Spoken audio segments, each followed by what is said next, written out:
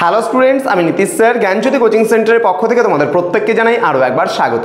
তো স্টুডেন্টস, আজকে আমি তোমাদের সঙ্গে যে বিষয়টি নিয়ে আলোচনা করবো সেটা হচ্ছে এনইপি 4 ইয়ার আন্ডার গ্র্যাজুয়েট প্রোগ্রামের অধীনস্থ যে সমস্ত ছাত্রছাত্রীরা north Bengal university under 4th সেমিস্টারে পড়াশোনা করছো এবং যারা আজকের এই ক্লাসটি দেখছো, তোমাদের কিন্তু এনইপি 4th সেমিস্টারে এমডিসি আমি গাইডেন্স অ্যান্ড কাউন্সিলিংয়ের ওপরে যে পার্টটা রয়েছে সেই পার্টটা থেকে একটা অতি গুরুত্বপূর্ণ টপিক, সেটা উত্তম পরামর্শদাতার গুণাবলীগুলো সম্পর্কে আলোচনা করব।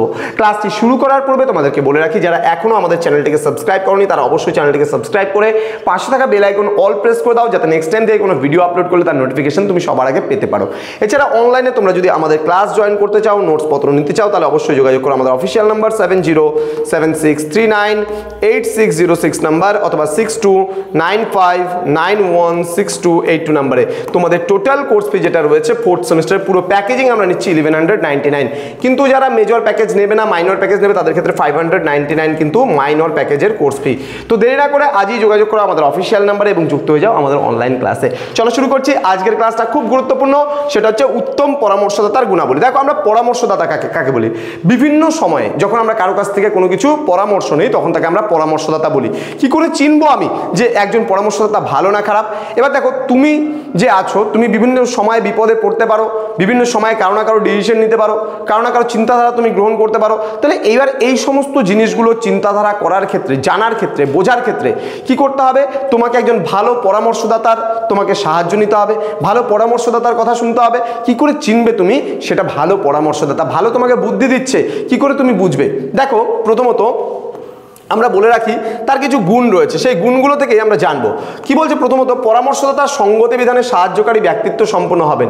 অর্থাৎ তুমি যার কাছে পরামর্শ নিতে যাচ্ছ সে কিন্তু কখনোই যেন এটা না ভাবে বা এটা না ভাবে বসে থাকে যে আমার তো হচ্ছে না, বা আমি কেন ওকে বলবো, আমি কিসের জন্য ওকে বুদ্ধি দেব, ওকে বুদ্ধি দিলে আমার কি লাভ, এই ধরনের মেন্টালিটি থাকলে কিন্তু কখনোই একজন ভালো পরামর্শদাতা সে হতে পারে না। তাহলে পরামর্শদাতার সঙ্গতি বিধানে সাহায্যকারী ব্যক্তিত্ব হবেন, তোমাকে সাহায্য করবেন, অবশ্যই তোমাকে হেল্প করবেন।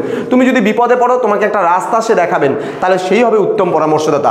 দেন বলছে বৌদ্ধিক ক্ষমতা উচ্চমাত্রা সম্পূর্ণ হবে, তার থিঙ্কিং, তার মেন্টালিটি একদম যথেষ্ট উচ্চমাত্রা হবে, সে নিজে চিন্তা করবে, একটা হাই লেভেলের চিন্তা ভাবনা কিন্তু সে করবে, ঠিক আছে? দেন বলছে পরামর্শ গ্রহীতার প্রতি সহানুভূতিশীল হবেন এবং কোনো ব্যক্তিকে বোঝা বা জানার ক্ষেত্রে নৈব্যক্তিকতা বজায় রাখার চেষ্টা করবেন, ঠিক আছে? মানে যা বলবেন শর্টকাটে বলবেন, সিম্পলভাবে বলবেন, অত ঘুরিয়ে পেঁচিয়ে বলার কোনো এখানে প্রয়োজন নেই। মানে আমরা খুব ডিপলিভাবে বলবো বা ডিপলিভাবে চিন্তা ভাবনা করাচ্ছি তাকে, এমন কোনো দরকার নেই। দেন বলছে কার্যকারী ব্যক্তিগত ও সামাজিক সম্পর্ক স্থাপনে সহায়ক হবেন। দেন বলছে শিক্ষার্থী ও সহকর্মীদের উদ্দীপিত করে কাজের ক্ষেত্রে তার সর্বাধিক সামর্থ্যকে প্রয়োগ করার চেষ্টা করতে পারেন। অর্থাৎ মনে করো আমি যেমন অ্যাজ এ টিচার, আমি টিচার হওয়ার তাগিদে কি করছি, আমি আমার ছাত্রছাত্রীদের পড়াচ্ছি বা ক্লাস নিচ্ছি। তো শিক্ষার্থী যারা আছে এবং আমার যারা সহকর্মী, মানে আমার সঙ্গে আরও যারা কাজ করছে, তাদেরকে আমাকে কি করতে হবে? কাজে উদ্দীপিত করতে হবে। উদ্দীপিত মানে তাদেরকে মধ্যে জোশ জাগাতে হবে যে না, তোমরা কাজ করো, তোমরা পড়াশোনা করো, তোমরা ভালো জীবনে মানুষের মতন মানুষ হও, তোমরা একটা জায়গায় পৌঁছাও। এই সমস্ত থিঙ্কিংগুলো, চিন্তাভাবনাগুলো করতে হবে। তো তাদের সর্বাধিক সামর্থ্যকে প্রয়োগ করার চেষ্টা করতে পারেন। দেন বলছে সমস্যার সামগ্রিক পরিস্থিতি প্রত্যক্ষণের ক্ষমতা থাকবে।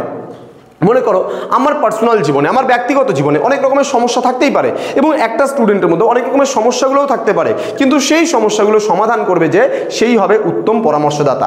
বোঝা গেল? তাহলে প্রতিটা মানুষের মধ্যেই কিছু না কিছু কি আছে, কিছু না কিছু সমস্যা রয়েছে, কিন্তু সেই সমস্যাগুলো সমাধানের চেষ্টা কিন্তু আমাদের সবসময় করে যেতে হবে।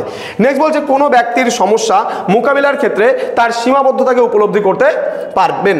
অর্থাৎ সীমাবদ্ধতা কি? প্রতিটা মানুষের একটা গণ্ডি আছে কাজের, ঠিক আছে? একটা জায়গা আছে কাজে, লিমিটেশনস আছে। তো সেই লিমিটেশনসের মধ্যে থেকে কিন্তু তাকে বের করে নিয়ে আসতে হবে এবং তাকে কিন্তু সেই কাজ করতে উদ্দীপিত করতে হবে, তার মধ্যে উদ্দীপনা জাগাতে হবে, তবেই কিন্তু সে ভালো একটা কিছু জায়গায় পৌঁছাতে পারবে। নেক্সট আমরা পরের দিন ক্লাসে আলোচনা করব তোমাদের সঙ্গে গাইডেন্স অ্যান্ড কাউন্সিলিংয়ের একটা নতুন টপিক নিয়ে। তো স্টুডেন্টস যারা এখনও চ্যানেলটিকে সাবস্ক্রাইব করনি, তোমাদের বলে রাখি চ্যানেলটিকে সাবস্ক্রাইব করো, তোমরা বহুভাবে উপকৃত হবে আমাদের এই চ্যানেল থেকে। দেখা হচ্ছে খুব তাড়াতাড়ি আরও একটা নতুন ভিডিও নিয়ে। যারা এখনও যোগাযোগ করোনি তারা অবশ্যই যোগাযোগ করে নাও, পরীক্ষার কিন্তু আর খুব একটা বেশি দেরি নেই। আজ থেকে 1 month 20 ডেজের মতো কিন্তু আর পরীক্ষার বাকি আছে, অর্থাৎ 1 মাস 20 দিন, আমি ধরলাম 50 ডেজের কাজ কিন্তু তোমাদের বাকি আছে। এখন সময় নষ্ট করো না, আমরা বিভিন্ন সাবজেক্টের সাজেশন অলরেডি প্রোভাইড করা শুরু করে দিয়েছি তোমাদেরকে। তোমরা খুব তাড়াতাড়ি আমাদের সঙ্গে যোগাযোগ করো এবং যুক্ত হয়ে যাও আমাদের অনলাইন ক্লাসে। দেখা হচ্ছে খুব তাড়াতাড়ি আরও একটা নতুন ভিডিও নিয়ে তোমাদের সঙ্গে। তোমরা প্রত্যেকেই ভালো থেকো, সুস্থ থেকো। Thank you so much, thanks for watching after all, thank you.